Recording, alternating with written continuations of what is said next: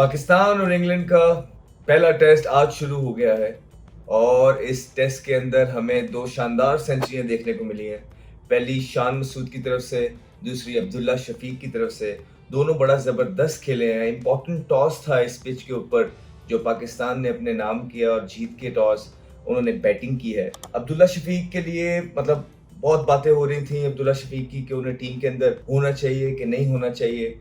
उसके बाद अब्दुल्ला शफीक को एक और मौका मिला और उसमें उन्होंने सेंचुरी स्कोर की। आज उन्होंने जिस तरह की इनिंग खेली है, ज़बरदस्त इनिंग खेली है।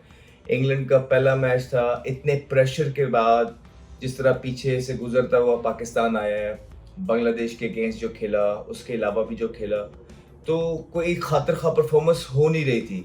और उसके बाद पाकिस्तान ने आके टॉस जीत के जो आज स्कोर किया है और जिस तरह की बैटिंग किया है, बहुत ज़बरदस्त बल्लेबाजी की है दोनों ने, अब्दुल्ला शफीक ने भी और शान मसूद ने भी। अब्दुल्ला शफीक ने बहुत क्लासिकल शॉटें मारी हैं बीच में। ऐसा ही होता है जहाँ पे उनको थोड़ी सी जब वो नेक में लगते हैं और कंडीशन उनको सपोर्ट करती है तो वो बड़ा खूबसूरत लगते हैं खेलते हुए। दूर दूर से भी shot away from the body मारते हैं, हर शॉट मारते हैं, काफ़ी ज़्यादा शॉट खेलते हैं टेस्ट क्रिकेट के अंदर। तो ये पिच उन्हें सूट कर रहा था, उनकी शॉट्स को सूट कर रहा था। वो जो एक थोड़ा सा भी जिप पिच के अंदर से नजर नहीं आया। तो वो एक जब इस तरह का पिच होता है तो आपके एरियाज में बॉल ऐसा लगता है कि जो जो भी बॉल है वो आपके एरिया में है। और इंग्लैंड के बॉलर्स ने जो भी ट्राई किया वो उनके जो स्लॉट में उनको मिलता था। शानदार कवर ड्राइव्स भी मारी हैं, बैकफुट पंचेज उन्होंने बहुत जबरदस्त मारे हैं, फिर लेट भी खेले हैं आज बीच में से कुछ। तो ये वो इनिंग है जो उनको कॉन्फिडेंस देगी। रन्स जैसे भी होते हैं आपको चाहिए होते हैं, इंपॉर्टेंट होते हैं, आपको कॉन्फिडेंस देते हैं। दूसरी तरफ शान मसूद जबरदस्त कैप्टन इनिंग खेली उन्होंने। सबसे पहले तो बहुत अच्छा टॉस जीता उन्होंने इस पिच के ऊपर। उसके बाद कैप्टन इनिंग खेली, 150 रन की उन्होंने इनिंग खेली। गालिबन उनके 2000 रन भी जो हैं टेस्ट क्रिकेट में वो कंप्लीट हो गए हैं। और अग्रेसिव खेले, पहला 50 भी उन्होंने जो है अग्रेसिव किया। फास्ट बॉलर्स के अगेंस्ट भी उन्होंने शॉट्स मारे। स्पिनर को उन्होंने मेक श्योर किया कि पहला दिन है, उन्हें आइडिया है कि टर्न नहीं मिलेगा, इतना कुछ पिच से नहीं हो रहा है। उन्होंने टेक ऑन किया, अपने डांसिंग शूज ऑन किए। वो एक जो शॉट जिस तरह हमने बात की है कि वो स्पिनर्स को क्रीज के अंदर जब भी खड़े होकर खेलते हैं वो स्ट्रगल करते हैं, तो उनकी कोशिश यही होती है कि वो अपने फीट यूज करें और ओवर द टॉप जाएं और थोड़ा सा रिस्क लें। और वो रिस्क पे ऑफ किया, आज जरूर पे ऑफ किया है उसने। उसने हर बॉलर को जबरदस्त शॉट मारे हैं। लीच को उन्होंने बड़े जबरदस्त शॉट मारे हैं। बशीर को अच्छा मैनेज किया है। उनके जो फास्ट बॉलर थे एटकिंसन को या वॉक्स को, हर किसी को उन्होंने जबरदस्त खेला है। कॉम्पैक्ट इनिंग खेले हैं, कैप्टन इनिंग खेले हैं। और ये दोनों प्लेयर्स ऐसे हैं कि शॉर्ट ऑन रन्स थे। बड़े बड़े अरसे से इनसे परफॉर्मेंसेस नहीं हो रही थी। 2020 से लेके अभी तक शान की गालिबन 3 ही 50 थे।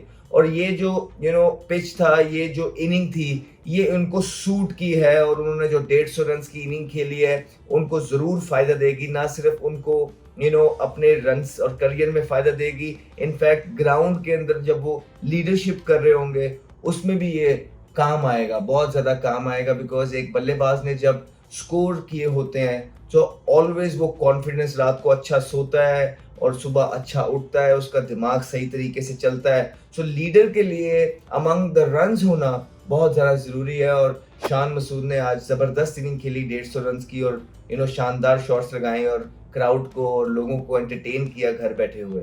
उसके बाद साइम अयूब भी अनलकी रहे क्योंकि इस तरह के पिच पे जब आप आउट हो जाते हैं और बाकी सारे स्कोर कर रहे होते हैं तो आप अनलकी अपने आप को फील करते हैं। हम भी यही कहेंगे कि साइम अयूब अनलकी ही रहे इस पिच पे, क्या आप उसको कह दें। फिर बाबर आजम आए, बाबर आजम भी आई बिलीव अनलकी रहे। बड़ी देर बाहर बैठ के जब आपकी बारी आती है आप आधे तो वहीं पे जो है ना सुन्न हो जाते हैं। तो बहुत लंबी पार्टनरशिप थी शान मसूद की और अब्दुल्ला शफीक की। और पैड्स वगैरह पहन के बाहर बैठे रहना और दूसरों को देख रहे होना और ये एक इटसेल्फ एक बड़ा टोल होता है। इट्स नॉट इजी, बड़ा समटाइम्स आसान हो जाता है कि स्पेशली जब आप थके नहीं हुए, पहले बारी आई है, जितना जल्दी आप अंदर उतर जाएं और म्यूजिक को फेस करें, थोड़ी सी चीजें आसान हो जाती हैं क्योंकि जब आप अंदर जाते हैं आप स्विच ऑन होते हैं।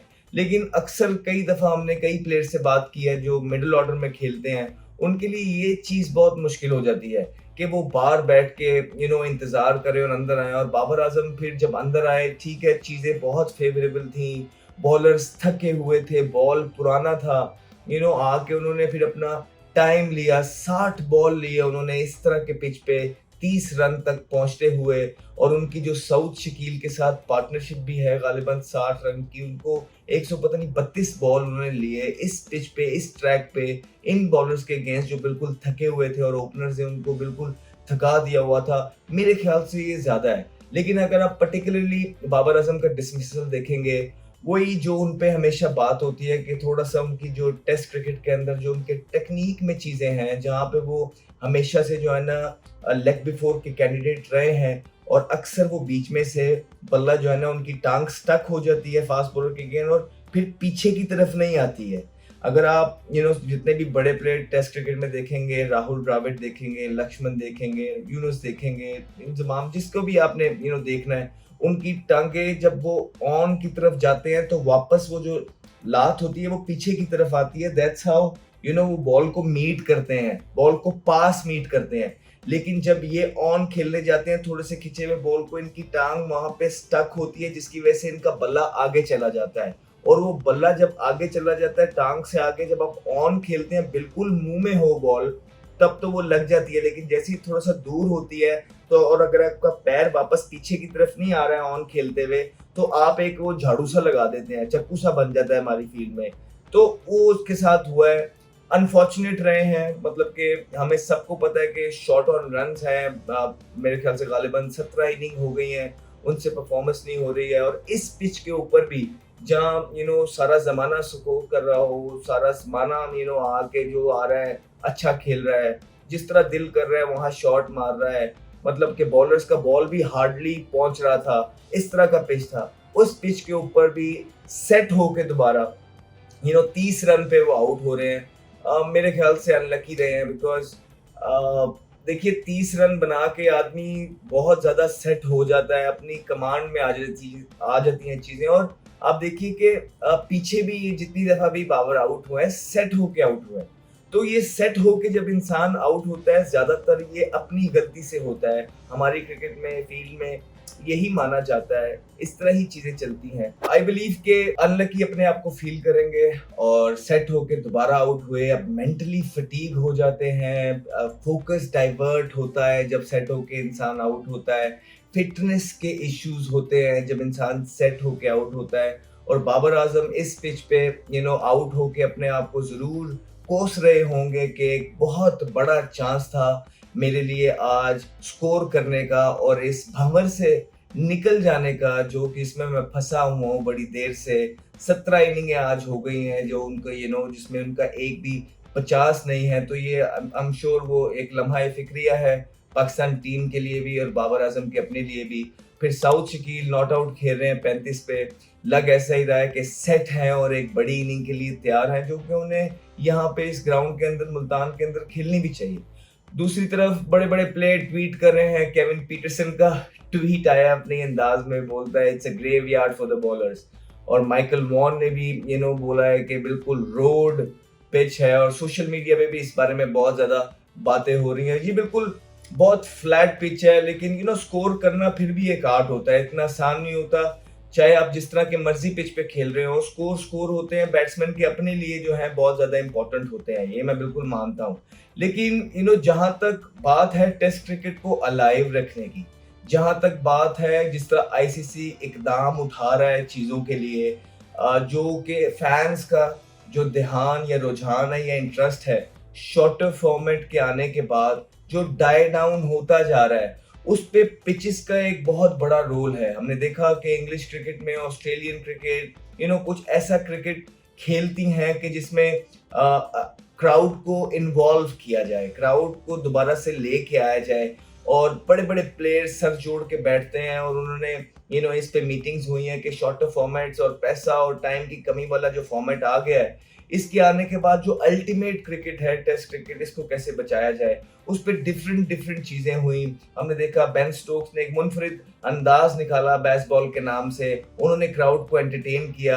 हिंदुस्तान जो है टर्न बना के खेलता है, इस तरह इंग्लिश जो कंडीशंस है वहाँ बॉल हिलता है, ड्यूक का बॉल होता है, सीम होता है, जो जो ऑस्ट्रेलियन कंडीशंस हैं वहाँ वो बाउंस देते हैं, आप जो वहाँ चले जाएं वहाँ पे आपको बाउंस देखने को मिलेगा।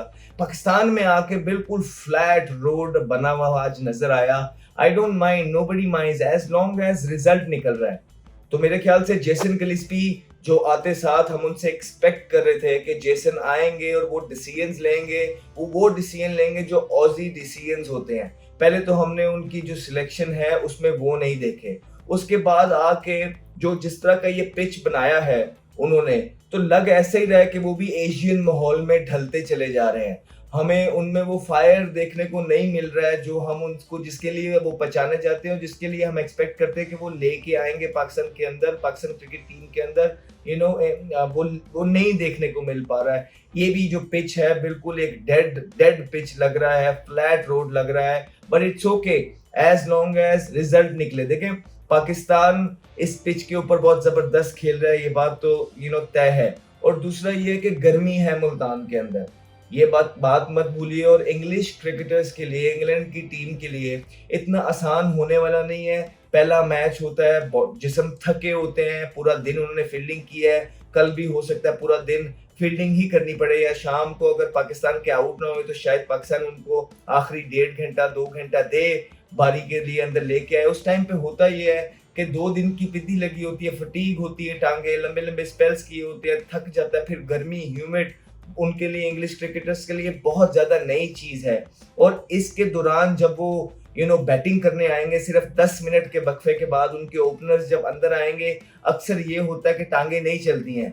दो के वो फिट क्रिकेटर्स हैं, लेकिन यू गॉट टू अंडरस्टैंड, जितने भी फिट क्रिकेटर्स हों, आप जब उनसे पूछते हैं, जब 2-2 दिन की फील्डिंग करके एंड में घंटा डेढ़ उनको खेलना पड़ता है, ओपनर्स को, वन डाउन को, चौथे अगर वो जल्दी आउट हो गए, इवन चौथे वाले को भी, चीजें बहुत मुश्किल होती हैं। तो वो एक टाइम होगा जब पाकिस्तान इस इनिंग को डिक्लेयर करेगा, वो डिक्लेयर करके जब उनको वो घंटा डेढ़, देखते हैं कितनी देर देता है, जब वो अंदर लेके आएगा, वो बहुत इंपॉर्टेंट होगा। वो टाइम होगा जहां पे पाकिस्तान पंच बैक कर सकता है। अगर पाकिस्तान वो करने में कामयाब रहा और उस थकावट के अंदर जब वो इंग्लैंड को अंदर उतारेगा और पहले 1.5-2 घंटे के अंदर वो उनकी 4-1 विकेटें लेने में कामयाब हो जाता है, तो फिर आप सोच सकते हैं कि पाकिस्तान एक राइट ट्रैक पे है और रिजल्ट निकलने के पूरे पूरे चांसेस हैं।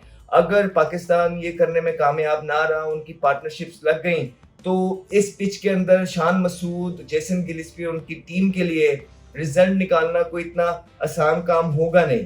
तो kudos to those who scored runs, लेकिन शान मसूद पे के अपने कॉन्फिडेंस के लिए तो बहुत अच्छी जबरदस्त बात है कि उन्होंने ऐसा पिच बनवा दिया जहां पे वो आके परफॉर्मेंस करते रहे और बॉलर्स का बॉल पहुंच नहीं रहा है। लेकिन अगर वो ये मैच जीतवाने में कामयाब हो जाते हैं तो ये सारी बातें और डिस्कशंस मड में मिल जाएंगी। चाहे जो भी जितनी मर्जी ट्वीट्स कर रहा है, ये मड में मिल जाएगा। Because in the end of the day हम क्या देखना चाहते हैं, अवाम क्या देखना चाहता है, आईसीसी क्या देखना चाहते हैं, वो रिजल्ट देखना चाहते हैं मैच के अंदर। तो अगर पाकिस्तान इन 5 दिनों के अंदर, आने वाले 4 दिनों के अंदर रिजल्ट्स निकालने में कामयाब हो जाता है तो उनको किसी चीज से घबराना नहीं चाहिए। लेकिन अगर ऐसा ना हुआ, अगर पाकिस्तान रिजल्ट निकालने में कामयाब ना हुआ और ये match by some reason draw हो गया, तो पाकिस्तान पे बहुत क्रिटिसिज्म होगा, पाकिस्तान की मैनेजमेंट पे बहुत क्रिटिसिज्म होगा, पाकिस्तान के कप्तान पे बहुत क्रिटिसिज्म होगा। बिकॉज ये बात आप मद्देनजर रखिए कि पूरी दुनिया के अंदर उस तरह का ब्रांड टेस्ट क्रिकेट के अंदर खेलना पसंद किया जा रहा है कि जो टेस्ट क्रिकेट को अलाइव रखे। ऑन दी अदर एंड, अगर इस तरह के पिचेस बना के आप रिजल्ट नहीं निकाल पाए, मुश्किल हो गई, अगर इंग्लैंड की बैटिंग लाइनअप फाइट कर गई ये सारी थकावट से और सारी चीजों से, तो फिर बहुत ज्यादा क्रिटिसिज्म आएगा और फिर डिमेरिट पॉइंट्स भी अंदर हैं और पाकिस्तान को ऑलरेडी भी मिल चुके हैं। और पास्ट में हमने देखा है कि पाकिस्तान कुछ इस तरह ही की पिच बना के भी मैच हार जाता था, लेकिन होता यह था कि आपके बल्लेबाज स्कोर कर जाते थे।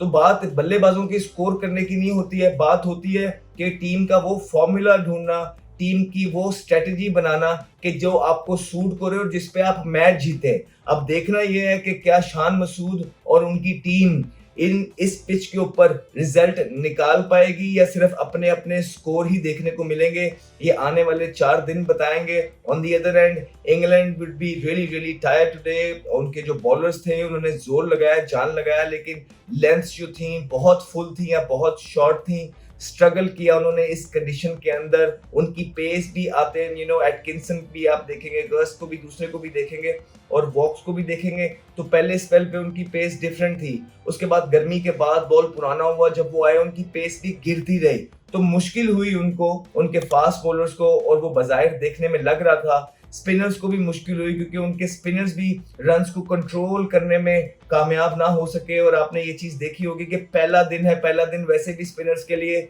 इतना आसान होता नहीं है, क्योंकि पिच से उनको इतना परचेज मिलता नहीं है। और शान मसूद और अब्दुल्ला शफीक ने जिस तरह उनको चार्ज किया, उनको टेक ऑन किया, उनको लग रहा था यही चांस है, यही मौका है, इसको जाया करने नहीं देना। यू नेवर नो आगे क्या पिचेस मिलते हैं, कैसा होता है। वो उन्होंने डिटर्मिनेशन शो की, ग्रिट शो किया, वहां फंसे रहे, लेकिन एक दफा फिर आने वाले 4 दिन बताएंगे कि क्या ये पिच फैसला निकाल पाएगा, क्या ये जेसन गिलिस्पी की और शान मसूद की जो हिकमत अमली है, इस तरह का फ्लैट रोड पिच बना के इंग्लैंड के खिलाफ खेलने में, क्या ये काम आएगा, ये तो वक्त बताएगा। हमारे साथ जुड़े रहिए, हम आपको अपडेट करेंगे। Thank you very much.